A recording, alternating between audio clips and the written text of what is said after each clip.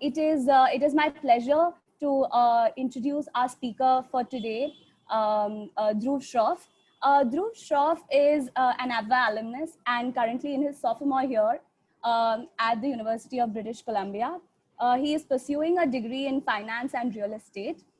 He has dedicated himself towards experiential learning and community service. He has taken on many challenges such as cycling across the coast of the USA and reaching the summit of Mount Kilimanjaro. He has taught a school in Ladakh as a part of his community service and traveled to South Africa to work with a conservation organization to conduct several wildlife research projects. Dhruv believes that we can learn the most through our experiences and also drive change through our service. I'd like to add that it was my pleasure to also be Dhruv's a homeroom teacher, and he truly believes in CAS as a way of life. And I have been inspired by him through his experiences. So over to you, Dhruv. Thank you once again for coming. Over to you. Thank you, Ms. Gayatri, for such a lovely introduction. It's so nice to hear that. And it's also very nice to have Ms. Shalini, Ms. Fanak, and so many familiar faces over here today. So when I was reflecting and thinking about what I'm going to say to you today, I remember 15-year-old me. 15-year-old me was underconfident. 15-year-old me was insecure. And while 15-year-old me would have never taken such an opportunity to come and speak with you today. However, since then to now, I have taken up several challenges in my life. For example, cycling 1,000 kilometers across the west coast of the USA from Seattle to San Francisco and reaching to the very top of Africa, the summit of Mount Kilimanjaro. These experiences required me to be committed, focused, and tolerant. However, what's worse is that every day while climbing on the mountain or cycling that 100th kilometer, I was tested. I tested myself if I can push myself harder. I tested myself if I can keep going ahead, no complaints, no excuses. These were the hardest things I'd ever done in my life. But the beauty is that I still kept persevering and I kept working hard towards reaching my goal.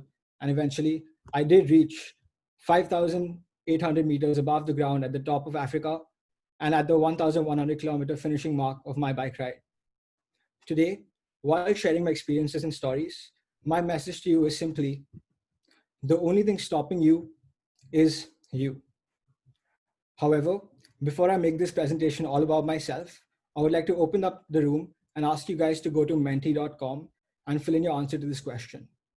I assume everyone has access to a laptop, so it shouldn't be very hard.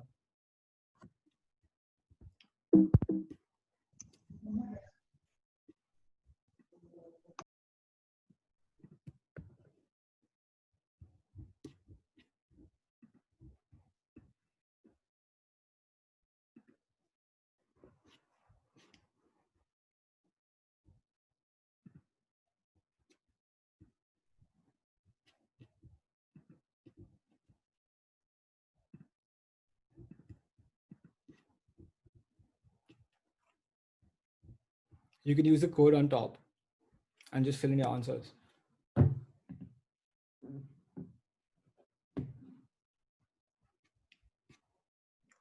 That's nice.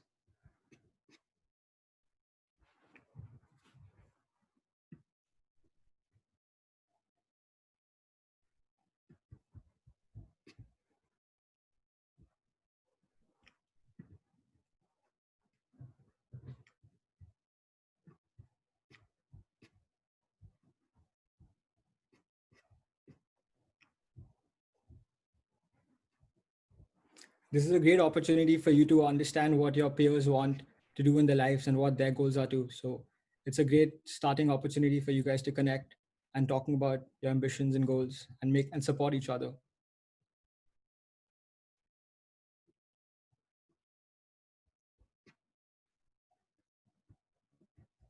Nice. I'm getting a lot of being happies and being satisfied and to travel the world. Yeah, and I'm also getting a lot of still figuring it out. It's fine. I was also at the same situation as you, and there's only one way ahead, right? Let's keep it appropriate, please. Fair. So it's so nice to read about and understand the goals that you guys have for yourself. And today I will be sharing some of my experiences and some of the goals that I had set for myself. So the first story that I want to share with you today is my journey towards the summit of Mount Kilimanjaro. The story starts with me waking up one day and looking at myself in the mirror. Honestly, I was just extremely unhappy. I was overweight at about 100 kilos of weight, and I was just emotionally drained with all the work and stress from the IB. However, that day, I looked at myself and made a decision. I made a decision to set a goal for myself. I made a decision to create a vision for myself and dream big and embark on a journey that nobody had ever done before. Nobody I knew had ever done before, reaching the top of Mount Kilimanjaro.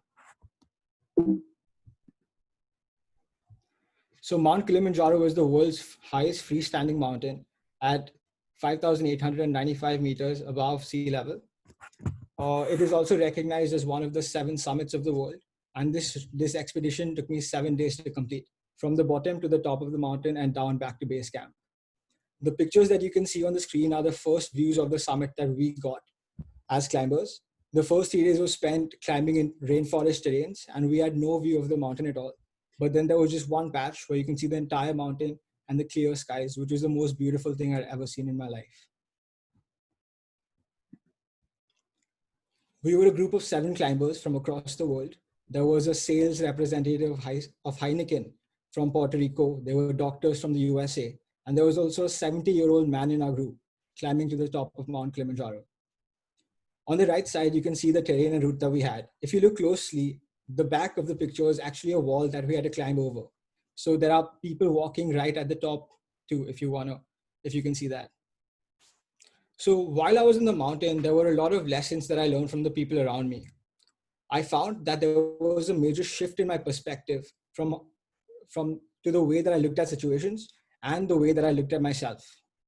Number one is pole pole. I know this sounds gibberish, but this is a phrase of the Tanzanian people that means slow, slow. Each of the 7 days hiking, I would hear this phrase at least 100 times from every one of our crew. It means that the intention to reach the summit is not to go fast or not to make it there before everybody else. The intention is to go slow, sustain, and enjoy the process. I have applied this idea and concept in many parts of my life today, as I believe the approach towards me achieving something should not be for me to finish it off, but it should be for me to go slow, enjoy the process, and make it the most educated for me. While setting up our tents above the clouds and walking around camp after an intense day of hiking, I would just sit at a rock and reflect and be so grateful for the opportunity I had to climb up the mountain. Personally, I feel that the entire process of climbing up the mountain internalized, and all the roadblocks and problems I was facing constantly got dissipated as I made it towards the top of the mountain. On the 5th day of the expedition, we leave at midnight to reach the summit before sunrise. Honestly, this was the hardest thing I'd ever done in my life. Trekking for 7 consecutive hours with a head torch that allows me to see only one step ahead of me is not anything that I'd done before. Within 10 minutes of the hike, the water in my backpack froze. I couldn't feel my toes, and I couldn't feel my hands. I was completely outside my comfort zone. However, it is at this point that I decided that the only thing stopping me from reaching the top was myself. Any complaint, any excuses, or any cry for sympathy was only going to affect my decision to reach the top of the mountain and only hinder my goal to make it to the summit. Therefore, I have learned that my ambitions and my goals are mine. They are my responsibility, they are my duty, and they are my priority. So let's open it up again to the audience. If this is something that you would be interested in, please raise your hands or please type it in the chat box.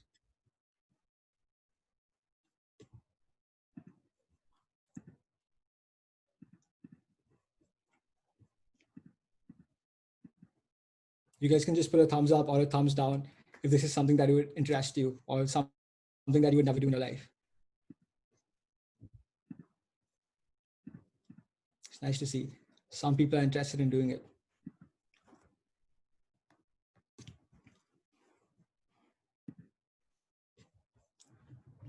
So the next experience that I want to talk to you about today. Okay, so before I go ahead, these are some pictures from the summit. The picture to the left is with my father on the June 30th, 2019. If you can see that we reached the summit right before the sun rose. And to the right is one of the most majestic things I'd ever seen, the sky from the mountain. It was only stars and only galaxy. And all there was, it was me, my thoughts, some music, and the open skies and the open mountain. The next experience I would like to share with you today is the Great American Bicycle Ride. For me, the Great American Bicycle Ride was all about discovering my potential and gaining confidence. The trail was from Seattle towards Oregon and then San Francisco, a total distance of 1,100 kilometers. We were a group of 17 cyclists with 6 instructors. And I've always enjoyed camping, but this experience was something it was in a completely different league. It meant that I had to cook my own food. I had to carry all my luggage on my back. I had to pitch my own tents. I had to repair and maintain my own cycle. And more than anything, we had to keep up as a group. One day, one of our instructors came up to me, and all he said was, here is a map of the route, and here is a satellite radio. You have until sunrise to make us reach to the next camp, which is 100 kilometers away. At the age of 16, this was probably the biggest leadership role I had ever taken on. I had no time to process, I had no time to understand, but all that was going on in my head is that if the coach believes I can do it, there's nothing stopping me from doing it and making us reach to the end of the next campsite. On that day, we faced many problems like tire punctures and navigation errors. However, we did make it to the camp in time, and it was the biggest accomplishment that I ever did at the age of 16 that has stuck with me for my entire life. It is on this day that I opened up a world of possibilities for myself, and my thought process shifted from me being shy to me being a risk taker, from me being closed off and doubting myself to making a conscious effort towards stepping out of my comfort zone and trying something new. It is on this day that I became a confident leader and a confident human being.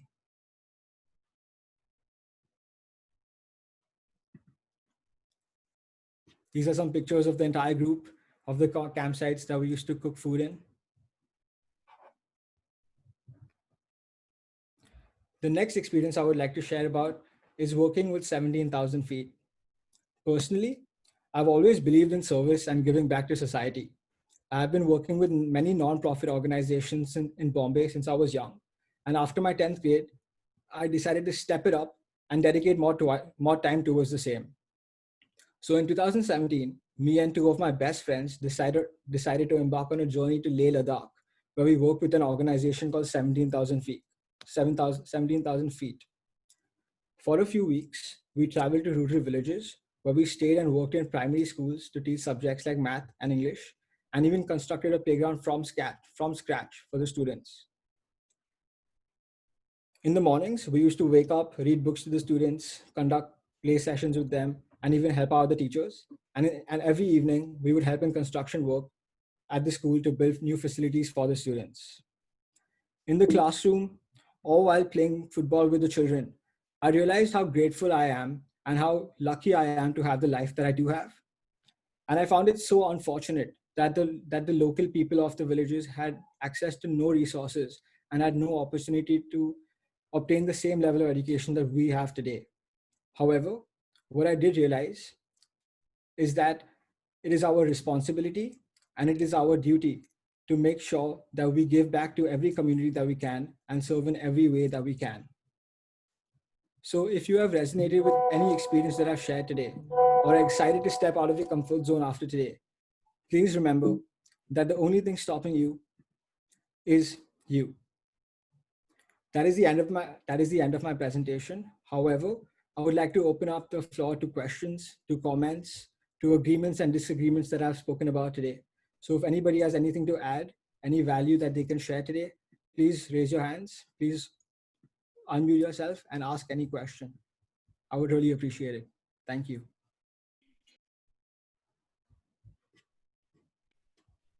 I have a question. So Sure. before you attempted climbing Kilimanjaro, which other like simpler peaks did you attempt? I'd like to know like what the journey is like from like basic to more advanced. So I've been trekking around India itself. There are many basic treks in Lonavala and in Maharashtra, but Kilimanjaro was at a level of something I'd never done before. It Right, was completely new to me, but I went with a good group. I went with a trusted organization that took us up there, and just with right. 6 months of training, I was able to make it to the top. But if I'm being frank, the reaching to the top of the summit was not as much as a physical game as it was a mental game. It was Mhm. more of a mental test, and it was about understanding whether your mind is strong enough to reach you up there. In Right. fact, the group members um, said to us at the track that your body can always be trained. It's your mind that sets the goal. Right. Right. Okay. Thank you so much. Of course. I also have a question. What Thank was you. one thing you told yourself if you were like on your cycling journey or the even the Mount Kilimanjaro journey? What was the one thing you kept telling yourself if you wanted to stop and like go back down or give up? Yeah. So I think this comes back to the same point where, of course, I was in anguish for both of these experiences. They were completely out of my comfort zone. I was honestly crying while I was making up to the mountain. I remember there was a point where I just sat on a rock and I just like closed my eyes for 5 minutes straight because I didn't have the energy to move. But I feel it was the first time in my life that the voice in my back at the back of my head wasn't pushing me down. It was the voice at the back of my head that was telling me to keep going on. You can do it. And this was something that I've never experienced before. And I feel that one can only experience this when they're actually pushing themselves to their limits. So definitely, what kept me going was my own dedication and commitment towards achieving my goal. It was more than just reaching the end of the mountain or reaching the end of the bike ride. It was about discovering myself and understanding what I can do and cannot do. All right, thank you so much. Hi. So even I do treks, so I kind of resonate with your trek to Kilimanjaro. So my question was that, according to me, you must be the youngest person on the trek, right? Definitely. I was the youngest person on the mountain. Yeah. So how did that feel? Like even like when I have done three major treks, Sandakpur, Roopkund, and That's in nice. Yes. India, and I did the Mount Everest base camp. Wow. So even I kind of resonate. So I wanted to know like your feelings. No, definitely. So I was in a very diverse group. There was a 70-year-old man, as I said. There were only adults. And I was definitely a little intimidated when I started, but everyone had their own kind of training. Everyone had their own kind of mindset. Everyone had their own kind of internal drive. And everyone had their own purpose to make it to the top of the mountain. So I feel that I just stuck with mine. I didn't let anybody else's opinions and anybody else's perspectives about me affect my journey to the top.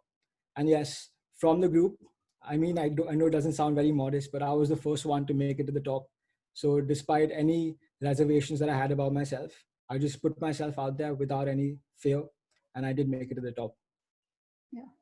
And did you face any altitude sickness or someone in your group? So the way it works is that on high altitude climbs, as maybe you would know, is that once you reach a base camp, after setting up camp over there, you always climb to a higher altitude to get Yeah. used to that altitude so it doesn't affect your sickness. And then you come back to base camp, which prepares you for the next day of climbing higher to a higher altitude. So personally, there weren't much troubles in our group, but there were groups which had to evacuate the mountain through helicopter because they had altitude sickness. Okay. Thank you. I have a kind of question as well. So I'd done the 17,000 feet volunteering at Ladakh a few years ago. And I know that like when you're staying over there, they usually set you up with one of the villagers like in their houses. Or so can you like share your experience about the accommodation and how you were staying? Because that was that was a big part of my story. So I just wanted to hear yours also. Yeah, sure. So at the tip, the what I considered luxury was a cup of coffee. There were no resources. There wasn't even a bed. We were staying only on the merits of what the villagers had. we stayed in we were 5 of us in a group. So we stayed across 2 villagers' house. We had to use their bathroom. We had to eat the food that they made for us. And honestly, even though it wasn't the most comfortable thing I'd done, there was no reason for me to complain and to give excuses about the way I was living, because that was their lifestyle, right? I'm just adapting to the way they live and the way that they conduct their life. So more than anything, it was just a humbling opportunity for me to understand the kind of lifestyles that the villagers in rural villages live.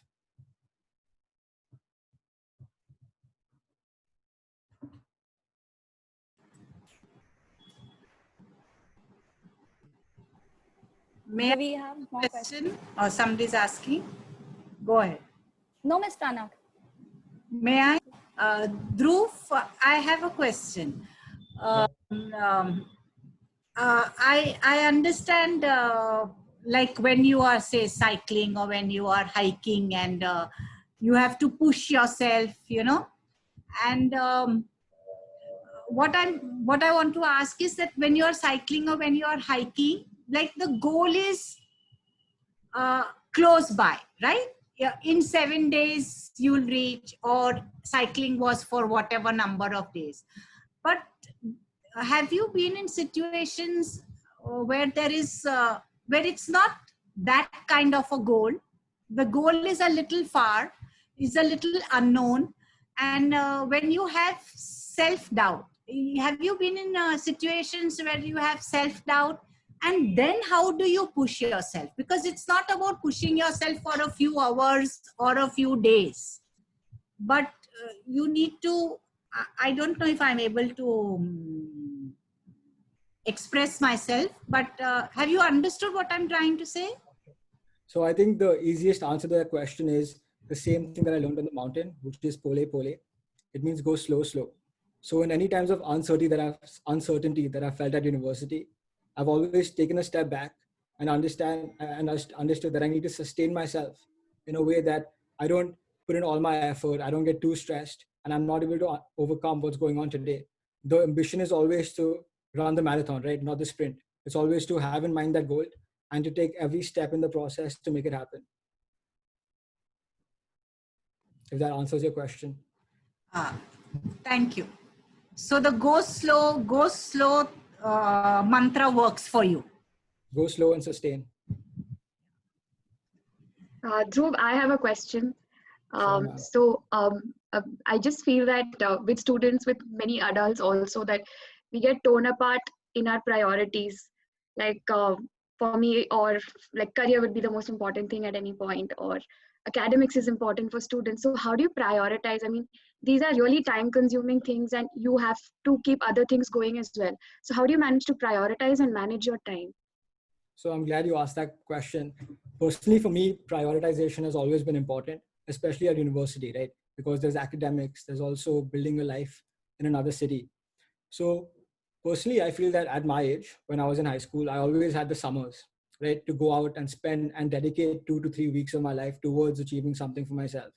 Having said that, my priority was always my academics, and definitely for you would be your career.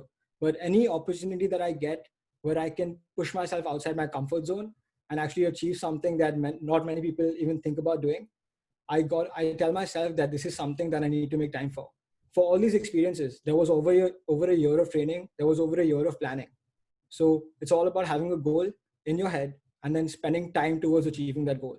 It's not about one day I get up and say that this is something I want to do, push away all my priorities on the side and start working on it. It's a constant process that does take time and does take effort. So today, if tomorrow you wake up and decide something, if that is something that you want to do, you don't have to push aside your priorities. You just have to make this one a new priority and then work accordingly. Thank you, Dhruv, for not sugarcoating it and putting it so simply and plainly. Thank you very much. I appreciate it. Dhruv, I have a question. Sure, sir. What I wanted to know is, see, sometimes as adults and as children, we have lots of plans that I want to do this, I want to do that. And sometimes the plan remains a plan only, okay, because of XYZ reason.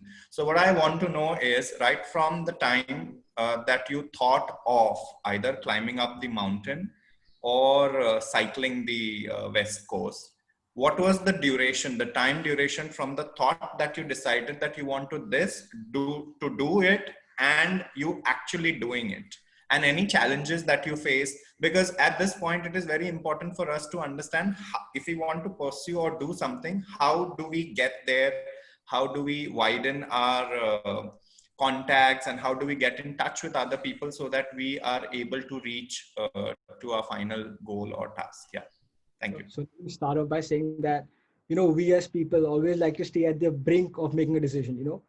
We always act like, oh, that is something that I want to do. We never actually make that decision. So for me, from the thought process, from when it came into my mind, I started planning.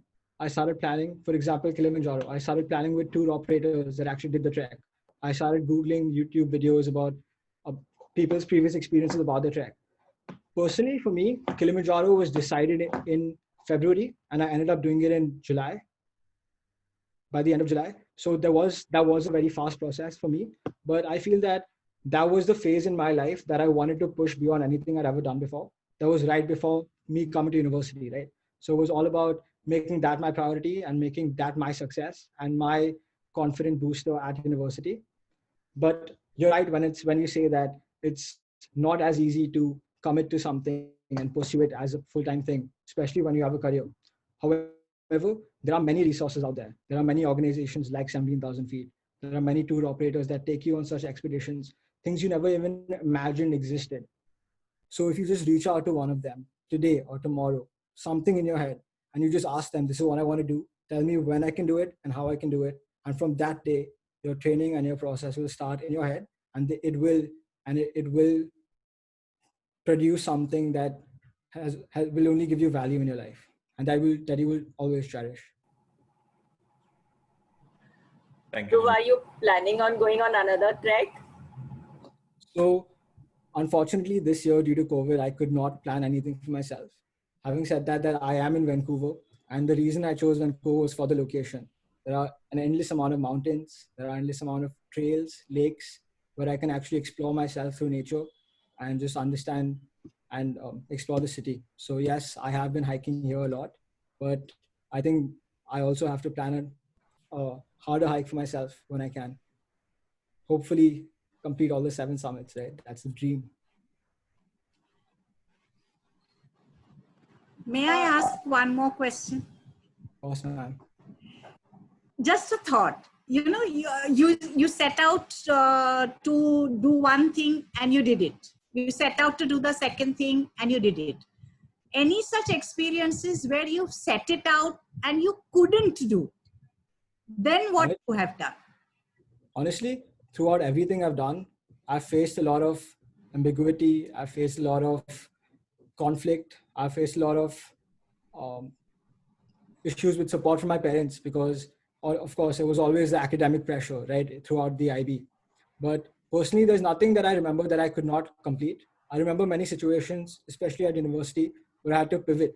So that means I set out to do one thing. If I can't do that, out of everything that I've learned, how can I do something else that can still provide value to me? So that's my thought process. So once I finish something, I have to gain some value from it for myself.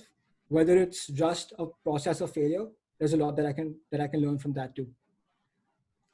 Thank you. Thank you. Dhruv, would you also like to share about your the wildlife conservation project? I think that was really unique, and I think it'd be great for you to share that. So in 2018, during my IB after my 11th grade, I traveled to Johannesburg in South Africa to the Greater Kruger area, where I work with a conservation company called African Impact.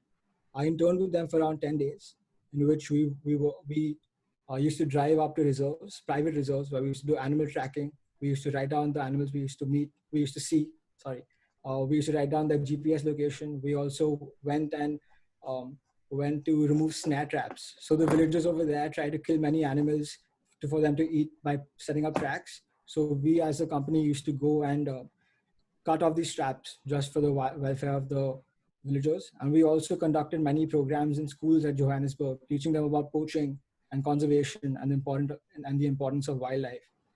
So definitely this was something that I wanted to do to boost up my resume, as it was an internship, but it was also in line with my adventurous side and my my side where I like to explore stuff and go to new places and understand more about nature. So this was something that I also did. Coming back to the same point I made when Sir was coming, that there are an endless amount of resources out there for you to explore so much and do so much.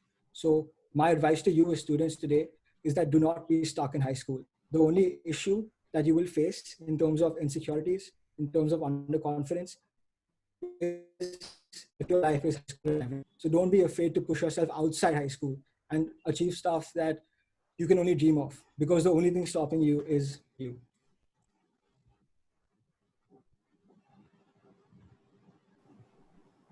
Nena, would you like to thank Dhruv? Yeah, thank you so much for coming to talk to us today and taking out the time from your busy schedule to inspire us so much.